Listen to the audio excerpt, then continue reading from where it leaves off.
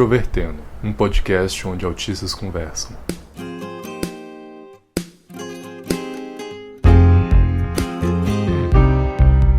Olá para você que escuta o podcast Introvertendo, que é o primeiro podcast do Brasil que traz autistas em sua equipe para debater temas relacionados ao autismo e à sociedade e cultura.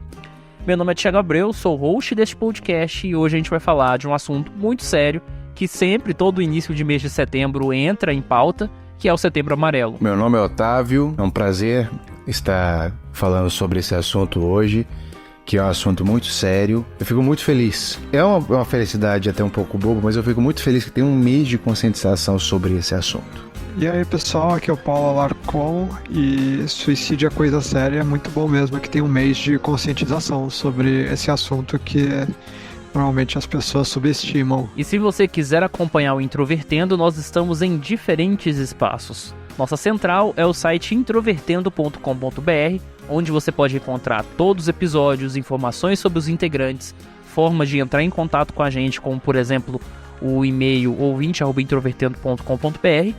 E também lá você encontra todas as nossas redes sociais. Nós estamos no Facebook, no Twitter e no Instagram, todos com o nick Introvertendo.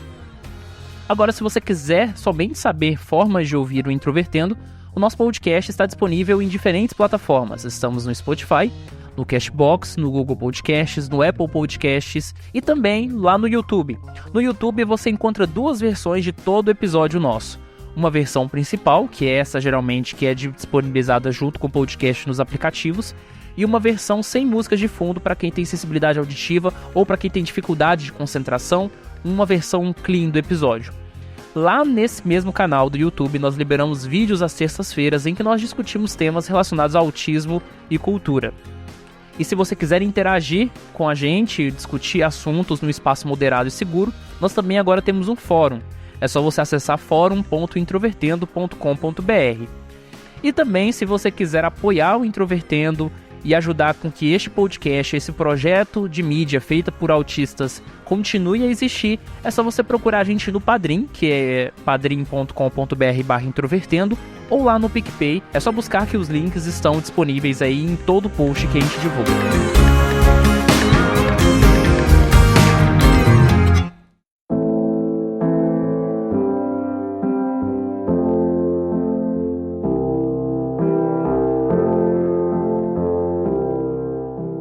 Em 2018, nós fizemos um episódio, com a participação do Marcos, chamado Depressão, que foi o episódio número 24. Nesse episódio, a gente falou de uma forma mais pessoal sobre esse diagnóstico, que é muito comum como comorbidade com relação ao autismo. E agora nós estamos chegando num período em que as pessoas falam bastante sobre suicídio, que muitas vezes está intrincado com a questão de depressão. E nós temos um mês todo para falar sobre isso, Antes de falar especificamente sobre a questão do suicídio, é importante a gente fazer a observação que o Setembro Amarelo é uma data criada em 2015 pelo CVV, que é o Centro de Valorização da Vida, juntamente com a Associação Brasileira de Psiquiatria e o Conselho Federal de Medicina. Por que foi escolhido o mês de setembro? Porque o dia 10 do mês de setembro é o Dia Mundial de Prevenção ao Suicídio. E aí, então, desses 4 anos para cá, o debate com relação ao suicídio também, tanto no aspecto midiático quanto nos meios educacionais, se tornou muito mais frequente. Se você, por exemplo, ir lá do Google Escolar, que é onde tem muitos repositórios de artigos, e digitar a palavra Setembro Amarelo, você vai encontrar vários artigos falando sobre grupos de discussão, sobre alguns temas. Eu não consegui encontrar nenhum tipo de pesquisa, por exemplo, que trouxesse algum número relacionado às campanhas do Setembro Amarelo com relação a taxas de suicídio, Eu não consegui encontrar coisas mais específicas, mais numeradas. Mas falar de Setembro Amarelo já se tornou algo tradicional ano a ano. E aí eu queria que vocês falassem, a princípio, sobre a questão do risco de suicídio mesmo entre a população que é diagnosticada com autismo. Por que que as pessoas dentro do espectro são mais propensas a terem, por exemplo, pensamentos suicidas? Um dado aqui que eu queria adicionar é que eu encontrei aqui um estudo sueco que ele concluiu que a expectativa de vida média de autistas com distúrbio de aprendizagem é de 39 anos, enquanto que a expectativa de vida para pessoas com autismo sem sem problemas intelectuais é 12 anos menor do que a média. E uma das causas disso é o suicídio. Então, a pessoa que não tem as faculdades mentais comprometidas, elas se suicidam mais? Na verdade, o autista tem uma taxa de suicídio um pouco maior do que a da população média, e isso afeta a expectativa de vida média do autista, mesmo quando ele não tem distúrbios de aprendizagem. Interessante. Porque aí envolve uma série de questões relacionadas a intervenções, a própria questão da qualidade de vida, né?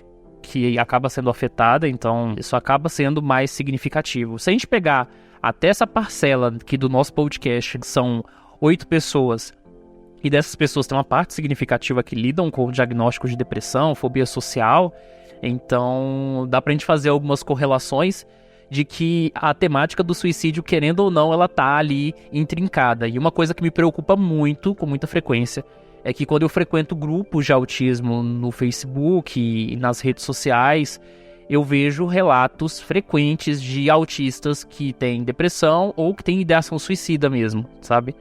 E aí muitos deles vêm com questões relacionadas a características do autismo. E eu acho que a principal delas vem da dificuldade de interação social. Então, é muito frequente você ver, por exemplo, autistas frustrados porque não conseguem obter um relacionamento, que não conseguem arrumar um emprego, sabe? Então, às vezes são questões tão básicas, mas que para esse grupo populacional é negado, assim.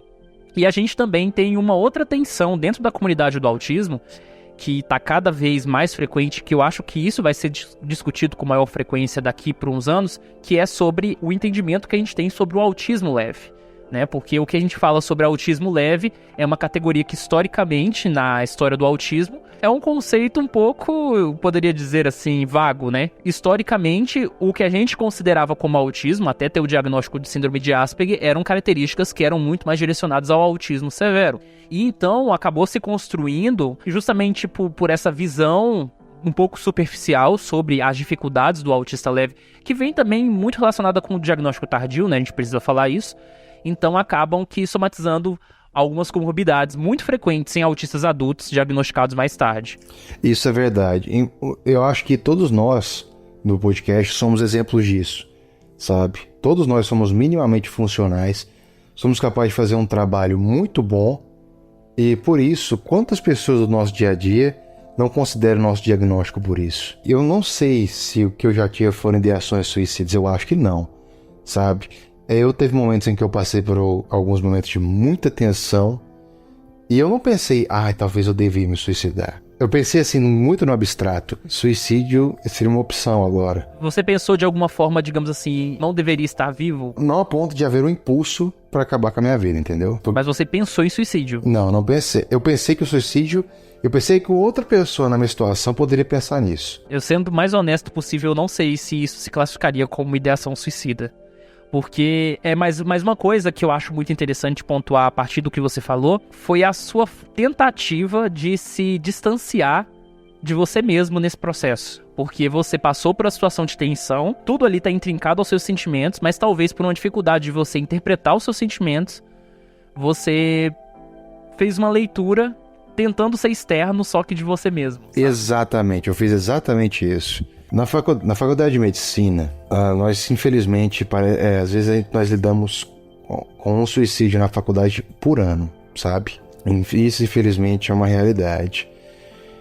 Esse ano, eu não lembro o nome do aluno, mas um dos nossos se suicidou e a faculdade inteira ficou comovida, sabe? E eu fiquei sabendo depois que ele tinha reprovado e eu achei que ele tinha se suicidado por causa disso. E depois eu fiquei sabendo que ele tinha vários outros problemas, mas naquele momento pelo que eu ouvi, que eu hipotetizei que ele tinha se suicidado porque ele tinha reprovado, cara, eu comecei a chorar. Eu senti uma sensação extrema de impotência, sabe?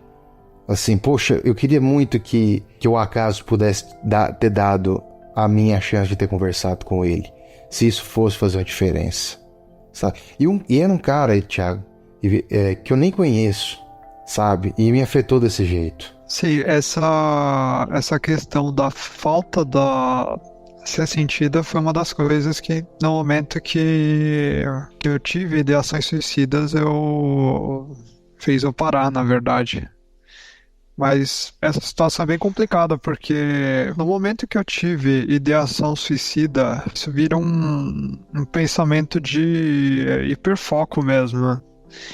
E, na verdade, eu parei com essas ideias quando houve alguma outra pessoa que me mostrou que minha falta ia ser sentida, mas no momento em que vem essas ideias é complicado porque você não pensa nas outras pessoas, você só pensa na situação que você está passando e que isso tem que acabar logo. Faço até um episódio de um outro podcast que fala muito bem dessa situação, é o episódio de suicídio do Naruhodo. Mostra bem isso, e é exatamente isso que passa na cabeça. O que é um suicídio? O suicídio é uma tentativa de fuga, sabe? Nós como seres vivos, nós procuramos fugir daquilo que nos tira a qualidade de vida, nos tira a sobrevivência. A questão do ser humano, porque nós temos cognição e nós temos sistemas sociais, nós temos sistemas de significado, noções de propósito, a questão da fuga, ela toma também outros significados. Você pega uma pessoa que a vida dela é invivível, na opinião dela, que ela não aguenta as companhias, ela não aguenta as dificuldades, ela não aguenta a falta de propósito. Ela, como ser vivo, ela vai querer fugir disso. Mas como ela vai fugir disso? Se na cabeça dela que para qualquer lado que ela vá, para qualquer ação que ela faça, para qualquer coisa que aconteça, essa situação não vai mudar, sabe? Ela procura fugir disso da única forma que ela consegue imaginar, se matando. Quando a gente fala de Setembro Amarelo, né, de 2015 pra cá, e quando eu falei lá no início do episódio que a temática do suicídio tem sido abordada de forma mais frequente na mídia, eu não consigo não lembrar da famigerada série da Netflix, né, que em português se diz Os 13 Porquês, que levantou um debate muito grande, um debate que foi até bastante produtivo para uma série tão polêmica, que foi relacionado à ideação suicida e à prática de suicídio da protagonista da história, né, que era a Hannah Baker. Eu, particularmente, do meu ponto de opinião, para mim a série errou feio em vários aspectos, não é uma série recomendável. Inclusive, na época, quando a série saiu, eu lembro que o Michael assistiu e o Michael ficou muito mal vendo a série. É uma série que causou um estrago emocional das pessoas próximas que eu conheço, que assistiram. Mas a série levantou uma coisa assim muito interessante, que mostra o cuidado que a gente tem que ter quando a gente fala de suicídio. Porque eu lembro que quando a série saiu uma notícia falando de que o número de ligações em serviços como o CVV relacionados a pessoas com ideação suicida subiu bastante. E as pessoas começaram a vibrar. Então o suicídio está sendo mais discutido, então as pessoas estão procurando mais ajuda, então está sendo ótimo. O efeito da série foi muito bom. E aí ocorreu que tempos depois saiu um estudo mais aprofundado mostrando que o número de suicídios também aumentou depois que a série foi lançada.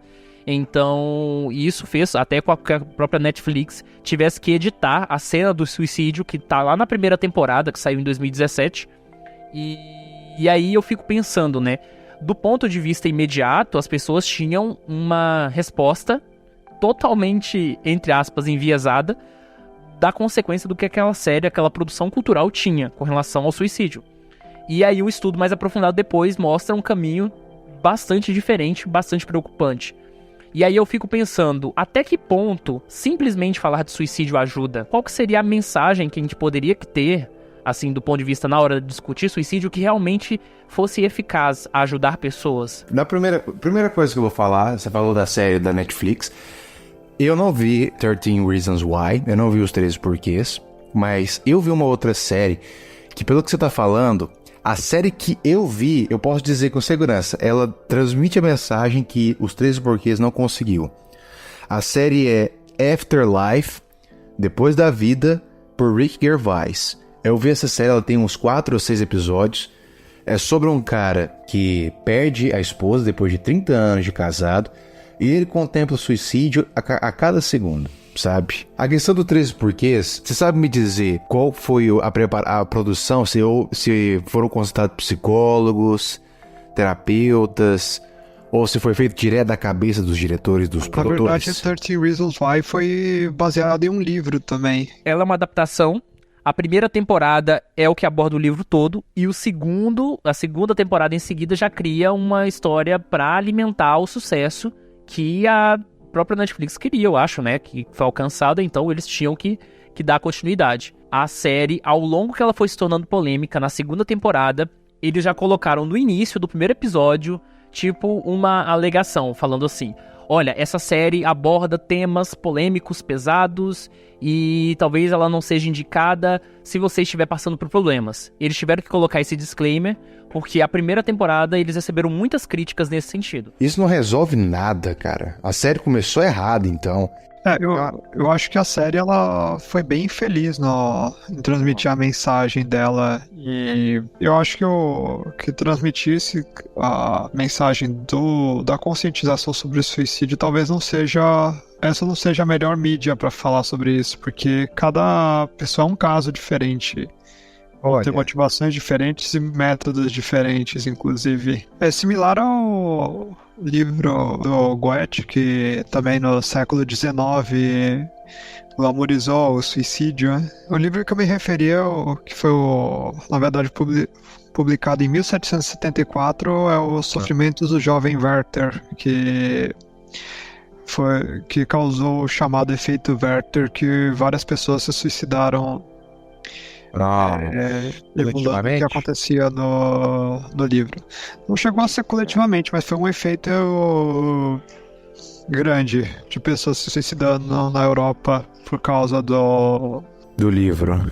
Essa questão do suicídio em massa, digamos assim, ou suicídio incentivado na cultura, também me faz lembrar nos anos 90, quando o Kurt Cobain se suicidou, que também teve alguns outros casos de mortes na música e também de coisas, assim, de pessoas, né, fora do meio artístico, porque ele era uma pessoa muito notável, né, ele representava ali o espírito do tempo da época, né, o ápice da juventude nos anos 90, e aí houveram vários e vários casos, e aí a imprensa começou a explorar isso de uma forma bastante problemática, né, eu acho que eu posso falar isso porque eu sou jornalista, então não é uma crítica que simplesmente de que a mídia manipula e etc., mas assim, a gente tem uma série de questões éticas envolvendo a questão de cobertura de mortes, e falhou isso bastante ali naquela época. Eu acho que hoje, do ponto de vista de que são muitas e muitas décadas aí, que agora, principalmente com a questão do Setembro Amarelo, né, de toda uma discussão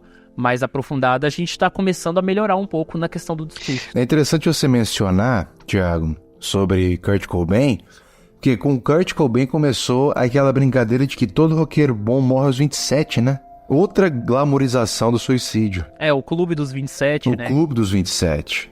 Nossa, aquilo é ridículo demais. Isso é mais recente, mas existe o Manual para Profissionais da Mídia, feito pela OMS, que foi publicado em 2000, que é um guia sobre como profissionais de mídia podem noticiar suicídios. Isso não havia na época que o Kurt Cobain morreu, mas, por exemplo, num caso mais recente, a mídia teve um tratamento diferenciado quando comparado com os casos dos anos 90 e inclusive sem dar muitos detalhes sobre o que aconteceu e o que não aconteceu com o caso do Kurt Cobain, que todo mundo sabe como que ele se matou.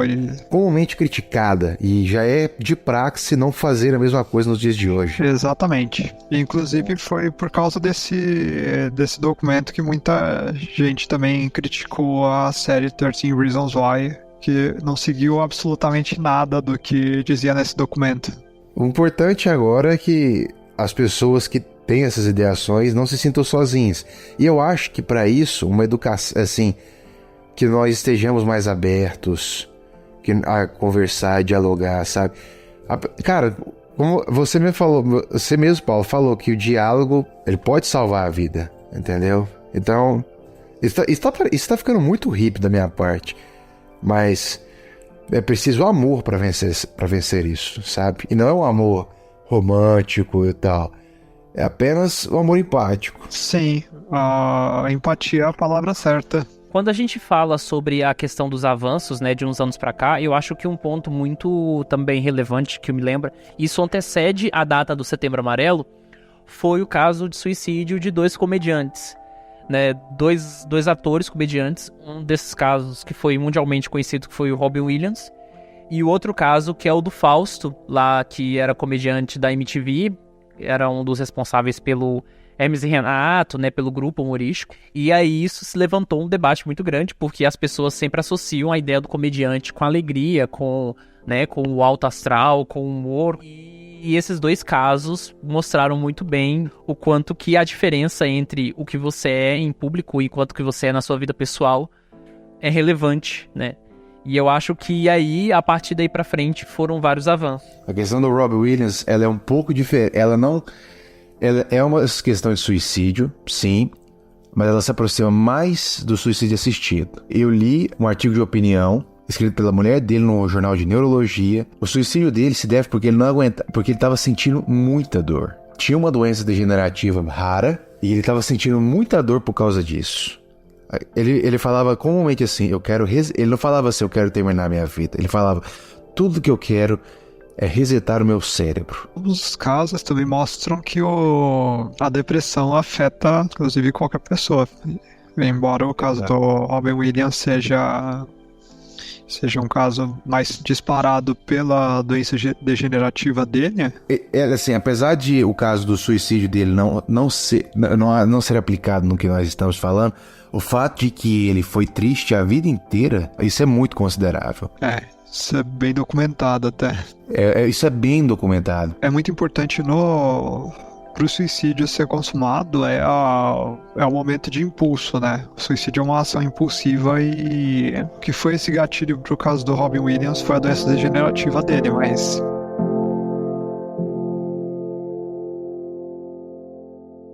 Passei por 4 momentos de ideação suicida. Os 2 primeiros deles foram antes de ter o diagnóstico do autismo. Foi o primeiro dele no ensino médio, no ensino fundamental, onde eu sofria bastante bullying.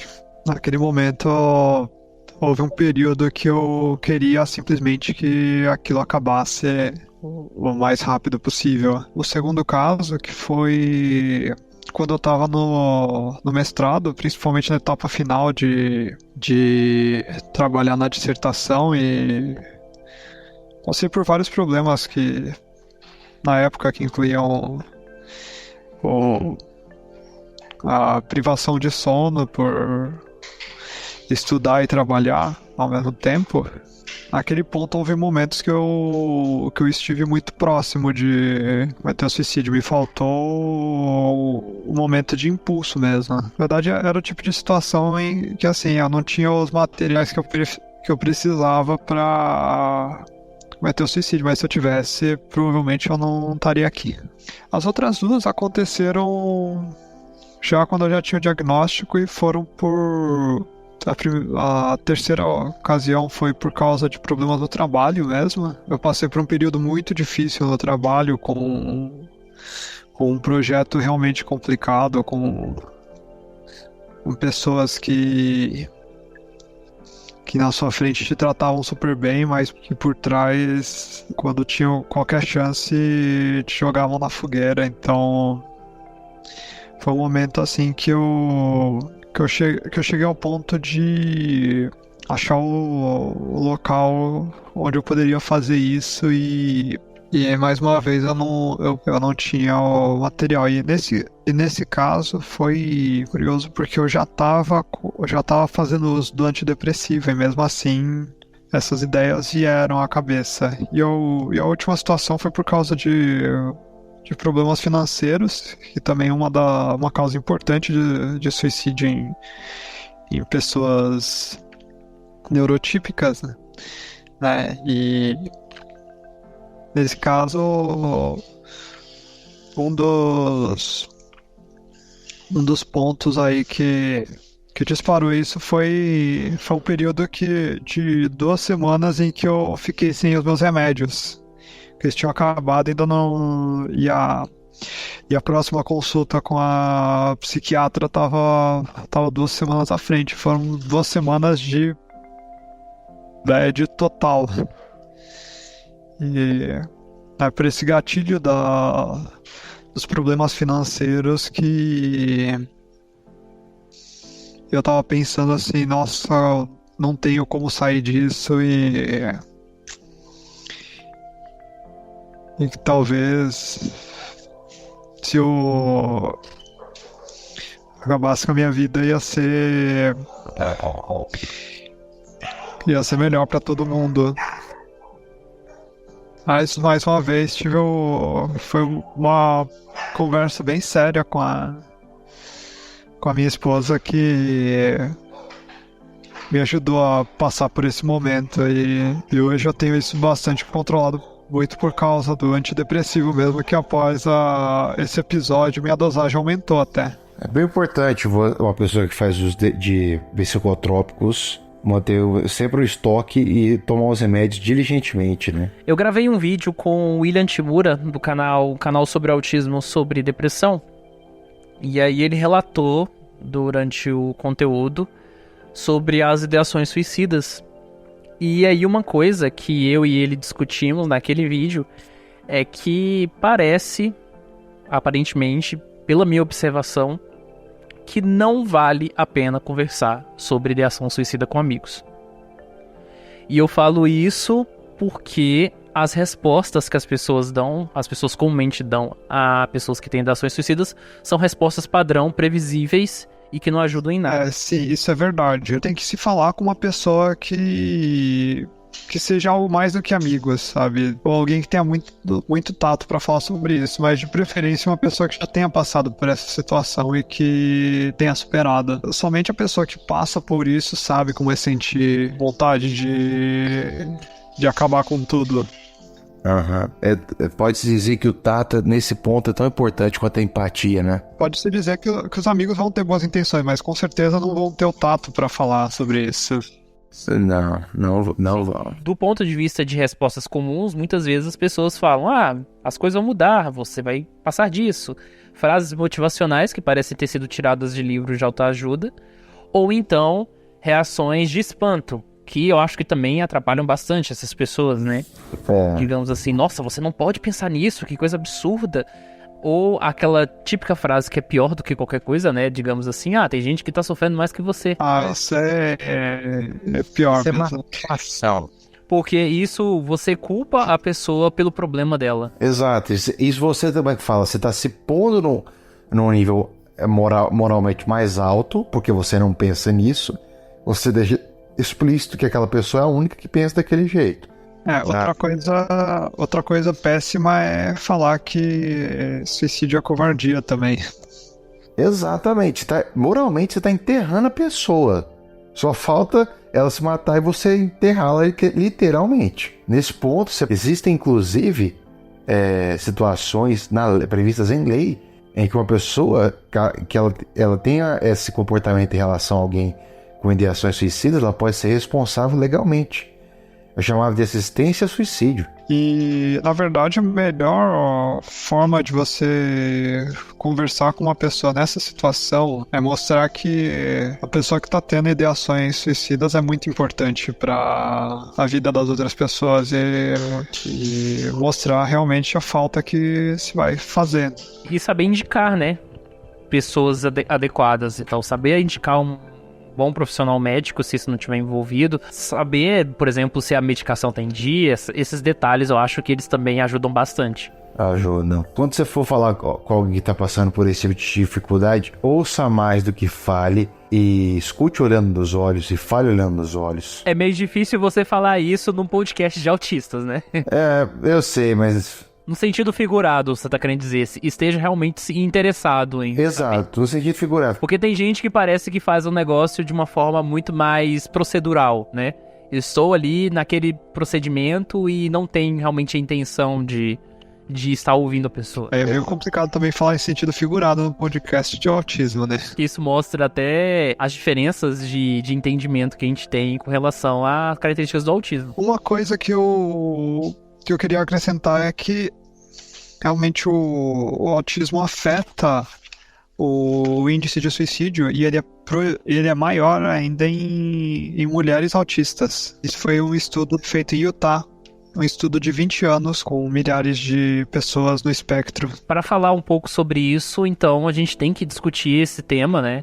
Sobre vários detalhes em futuros episódios. Como aqui a gente já falou, por exemplo, nos episódios sobre mulheres, a questão do subdiagnóstico pode ser também uma hipótese bastante considerável, já que mulheres autistas passam mais despercebidas entre a população geral do que os homens. Mas isso é assunto para um outro episódio. Se você precisa de ajuda, nós estamos deixando as informações lá no nosso site, introvertendo.com.br. Acesse os nossos links, os estudos que nós mencionamos aqui.